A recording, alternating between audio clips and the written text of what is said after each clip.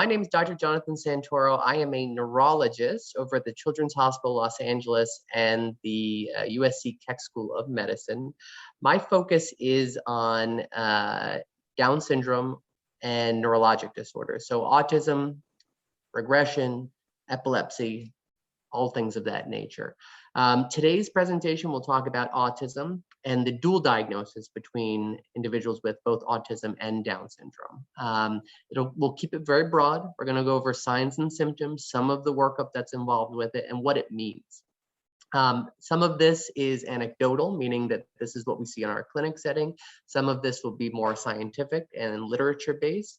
And then at the end, if there's any questions, I'll be happy to take them from the crowd that's on as well. So let me share my presentation with everybody.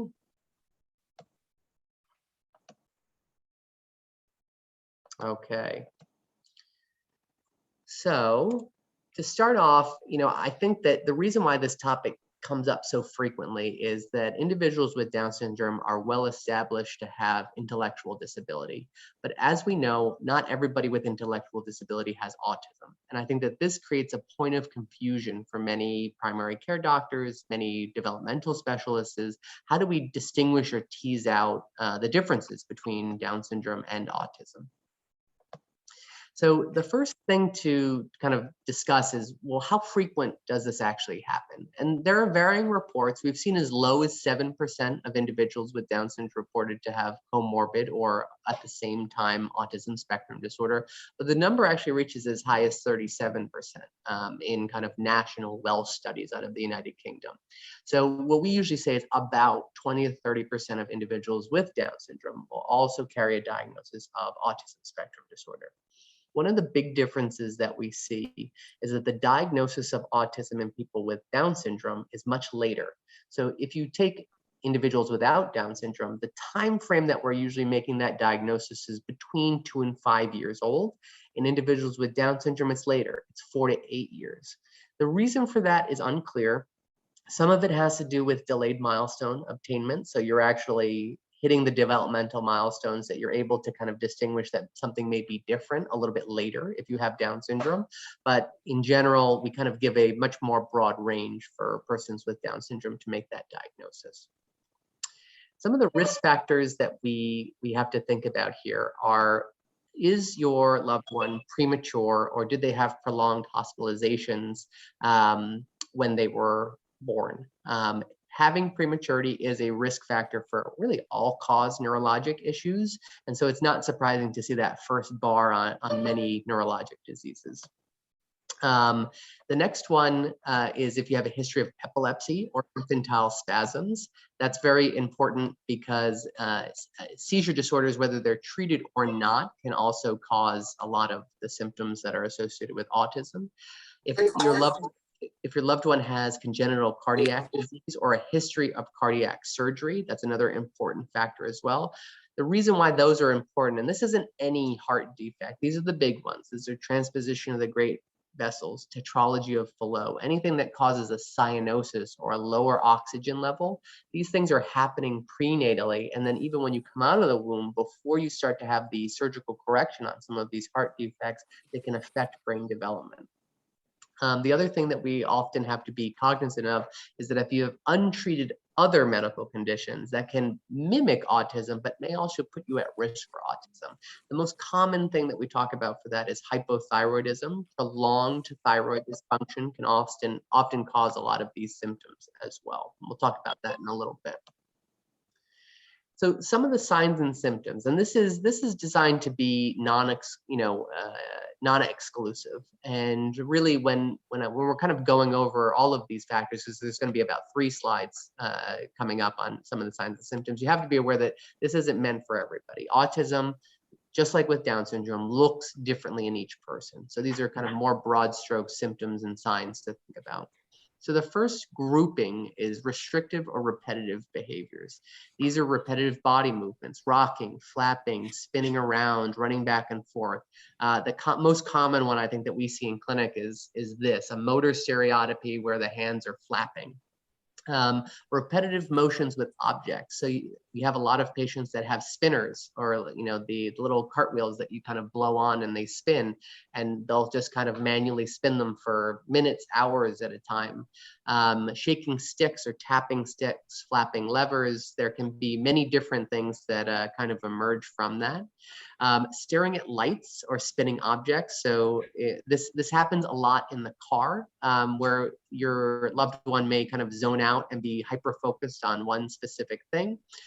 Ritualistic behaviors. And this is something that we observe a little bit less in persons with Down syndrome, but it's still kind of a cardinal feature of autism, is lining up objects, repeatedly touching things in a particular manner, and having a rigidity around changes in the routine as well. In individuals who have language and Down syndrome, narrow or extreme interests are also often common. This is often based around like a particular TV show or a particular movie series. So it's kind of a very narrow focus. And some of this is normal pediatric behavior, right? So children are interested in particular topics, and then they move on to the next one. But the rationale to include this is that this is very, very narrow, and everything has to be in association with this. The other one is the rigidity around routine, like we mentioned. Obviously, this has been a little bit different with COVID. So the necessities around having kind of a similar and consistent daily schedule, and when that schedule is deviated from, there's a lot of issues, or sometimes behavioral outbursts, aggression, things like that. The next set are social issues. These are really more cardinal features of autism without Down syndrome, but again, are really important. Individuals with Down syndrome show a lot of emotions. They're very happy people for the most part. But really, when we start to see that there's not that recognition of emotions, they can't tell when somebody else is sad, happy, angry, and they can't tell what the intention of another person is. That is another sign that could indicate that a loved one has autism. Recognizing one's own emotions, not understanding that they are sad, are happy, are angry.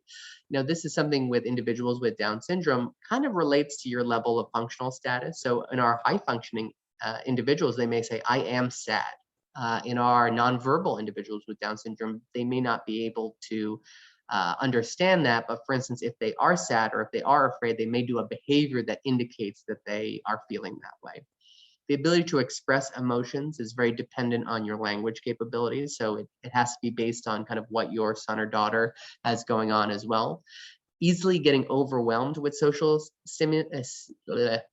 situations. And the way that I kind of use terminology for this one is that it's sensory overload. If they go into a market that is full, or a school that has a lot of action going on, it may be too much for them and they kind of shut down.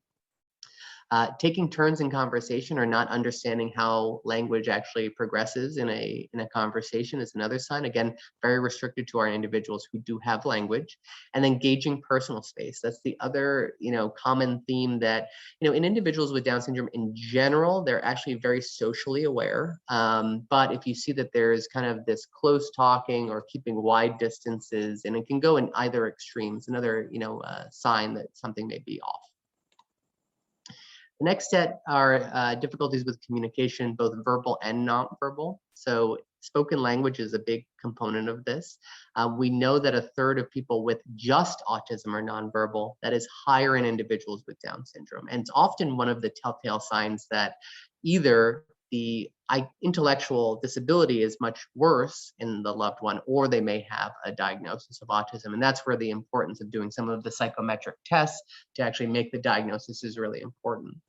Eye contact, facial expressions, tone of voice, being able to actually emote and have that connection with the loved one when they are telling them to do something is another sign that something may be different. And expressions are taken literally. And this can be something where you may say something that is out of frustration, but they're interpreting it as mad or bad or something that is out of context. A lot of this is kind of that nonverbal social communication.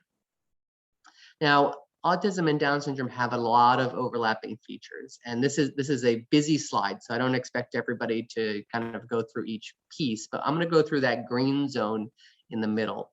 So the overlap between autism and Down syndrome, they prefer and insist on the routine. And that's something where that's a really important factor, where most individuals with just Down syndrome are able to kind of tolerate a little bit of flexibility in the schedule. But if there is that rigidity and need for structure where individuals are very unhappy or angry or aggressive if they're not having kind of that clear routine, it's usually an indication that something may be different.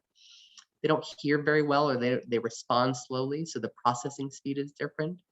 They have a limited expressive language, or they use repetitive language. So sometimes we will make that terminology, it'll be called echolalia. So they repeat what other people are saying after they say it, but they're not really processing what is being said to them. So you may say, get the door, and they'll say door, door, door, door, door. And although they've said it, and it seems like they're kind of acknowledging what you've said, it's not actually being processed.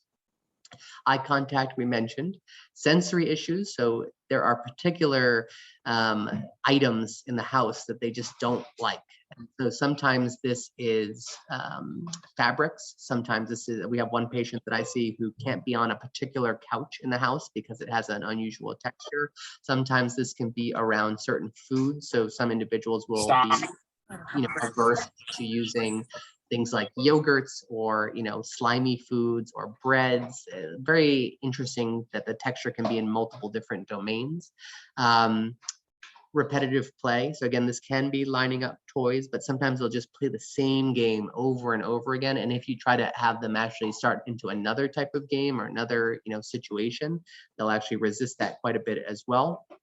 They'll mouth objects. So this is kind of the other version of repetitive talking, is you may say door and they may go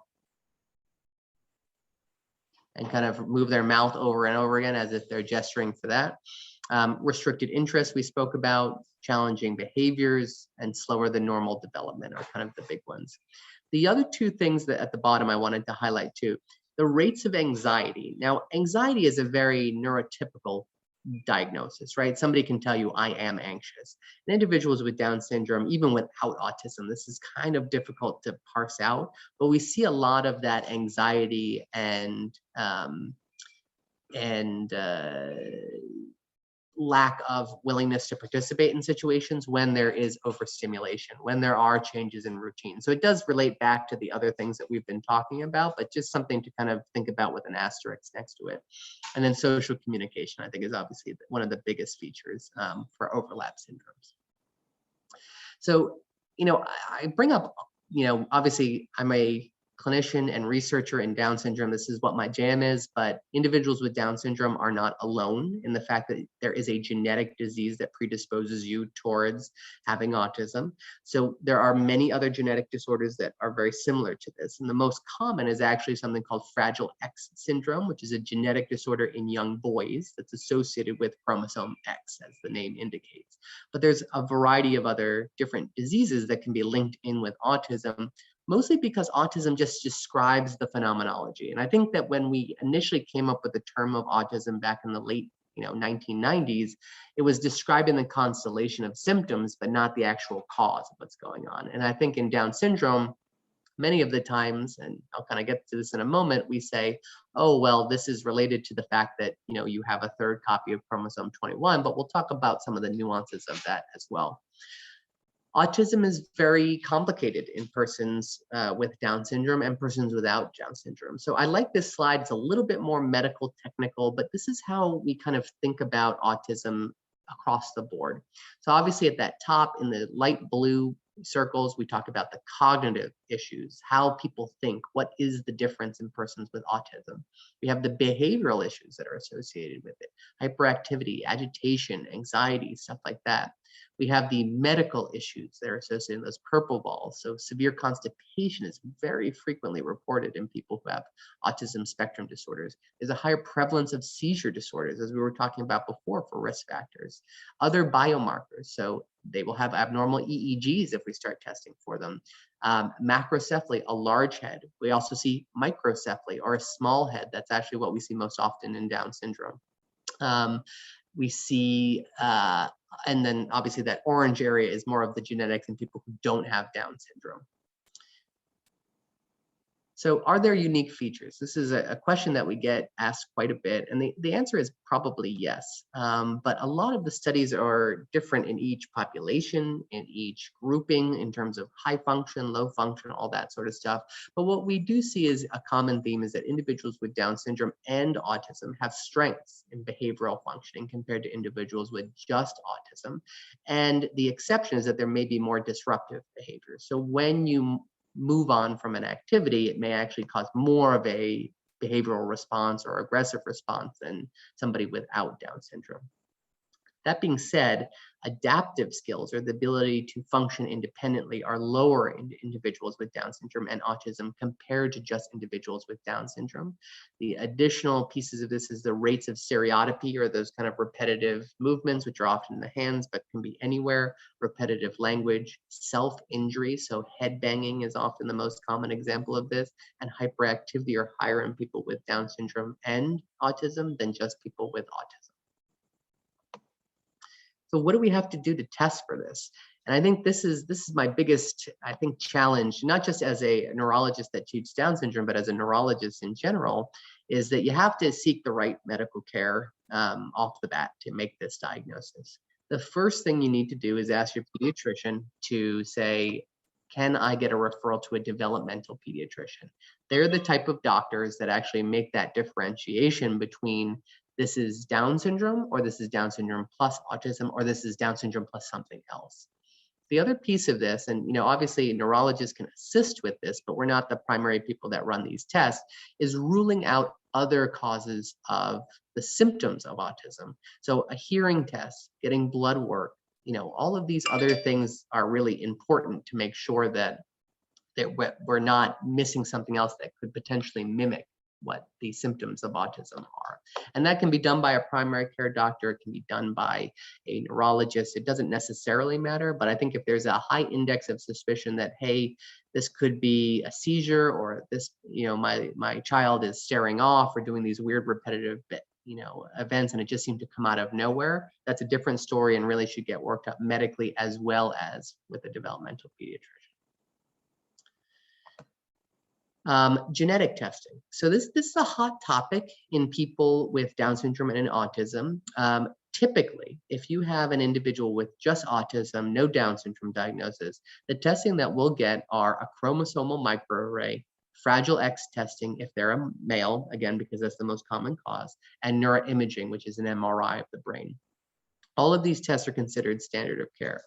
What we've noticed, though, is anecdotally, individuals with Down syndrome where the diagnosis has already been made are really not offered these tests because the thought is, well, this is just related to Down syndrome. What we're finding, though, is that in individuals with Down syndrome and autism, when we start to test those same genes that we're testing in other individuals with autism, we actually find that those genes are present in people with Down syndrome as well. And I think this is one of those things. It's possible to have Down syndrome, which is a genetic disorder, plus other genetic disorders as well. And that may be why we see a lower rate in people in the Down syndrome community of autism, but still there's a risk for other explanations as well. The question I get asked is, okay, well, let's say we test for this and we do find something. Is there anything different that we would do? The answer is no, but I think that is gives families a lot of explanation for why their loved one has both Down syndrome and these other features of another condition like autism. This is just kind of a slide to show what percentage of individuals have a genetic basis for their autism. This is not in individuals with Down syndrome, but you can see that only 41% of cases do we not find a genetic defect. So it's a very high hit rate in individuals with just autism, and why I think we should really be looking more preferentially in individuals with Down syndrome and autism as well. This is just designed to show the complexities of some of the genes. This is meaningless information for the most part, but I think that all of these different gene defects are caused by many different things, but resulting in the same phenotype. So even though the autism diagnosis looks the same, there are literally hundreds, if not thousands, of explanations for why those symptoms may be present. And this is just an example of some of the genes that overlap in individuals with autism spectrum disorders. We see that there's overlap between these genes and congenital heart disease, which obviously we see a lot in people with Down syndrome as well, with schizophrenia and neuropsychiatric conditions and other metabolic disorders as well. So, it's an interesting field that has not been really explored, and something that we're obviously looking into at CHLA to try to figure out what are the genes that may be kind of creating this cocktail, or a combination, I should say, of intellectual disability, Down syndrome, and autism spectrum disorder. So are there treatments? There are no specific treatments for individuals with Down syndrome and autism. We use basically the autism spectrum disorder kind of gambit. So we use behavioral therapy and applied behavioral analysis, which is called ABA therapy. It is possible that other medical problems do exist in people who have Down syndrome and autism. So again, if those are identified by your pediatrician or your neurologist or your other doctors, those should be treated as well, and they may actually help some of the symptoms too. Some patients have to have symptomatic therapy too. So obviously the treatment for the autism is more related to behavioral interventions, therapy interventions. But if the attention deficit or hyperactivity is a predominant phenotype that's interfering with a loved one's ability to go to school or cooperate in activities, sometimes we'll use stimulant medications or alpha-2 agonists like guanfacine to help control the symptoms. For aggression, you may notice that guanfacine or an antipsychotic like risperidone or quetiapine is offered to your child to help control the symptoms. Risperidone is a very old antipsychotic medication that actually was invented for people with schizophrenia, but actually helps control a lot of the behavioral outbursts and aggression in people with Down syndrome as well. Insomnia is another feature that pops up quite a bit in individuals with Down syndrome and autism spectrum disorders. So most people will get started on melatonin, but other alpha-2 agonists, antipsychotic, diphenhydramine, which is just Benadryl, or Silvexirant, which is another medicine called Belsomra, have all been used in individuals with Down syndrome with actually pretty good success. For gastrointestinal issues, like we talked about, constipation is a very common thing. Miralax, Senna, prune juice, and often magnesium oxide may be recommended by your pediatrician or your neurologist as well. The topic of late onset autism comes up, and I think Sandra was kind of mentioning this a little bit earlier in the talk too, is that the diagnosis of autism after puberty, so really after like 11, 12, should be cautious, we should be cautious about making it, because it is very unusual, especially if it's a sudden onset. So if you have a high functioning loved one and then all of a sudden over like 2 or 3 months, they've just regressed and now it looks like autism, that may be a sign that they actually have another medical condition called Down syndrome regression disorder. And this should be really brought to the attention of your pediatrician and even referred to our center so we can evaluate them for a potential neurologic cause for this. But the red flags, so to speak, should be if your loved one's being diagnosed with autism much later in life, and if the symptoms of autism are all of a sudden coming on over the, out of the blue over a period of 2 to 3 months, as opposed to being more slow and kind of chronically there. So the prognosis is actually quite favorable. When we're able to make this diagnosis, get the appropriate therapy services right off the bat, people with Down syndrome and autism still live very happy and fulfilling lives. There are some data to show that there's lower quality of life on certain psychometric testing and report measures, but this has a lot more to do with functional status. So individuals with Down syndrome and autism have higher rates of not being verbal, and so that can impact your ability to do day-to-day tasks. But in general, the fact is that many individuals live just the same lives as individuals with just Down syndrome or just autism. I've included our contact information on the back end so that we have a phone number and an email if anyone has any questions about Down syndrome, regression, autism, but I will open it up to the crowd too so we can answer any questions that anyone may have. I'll leave this up for a moment and please ask away.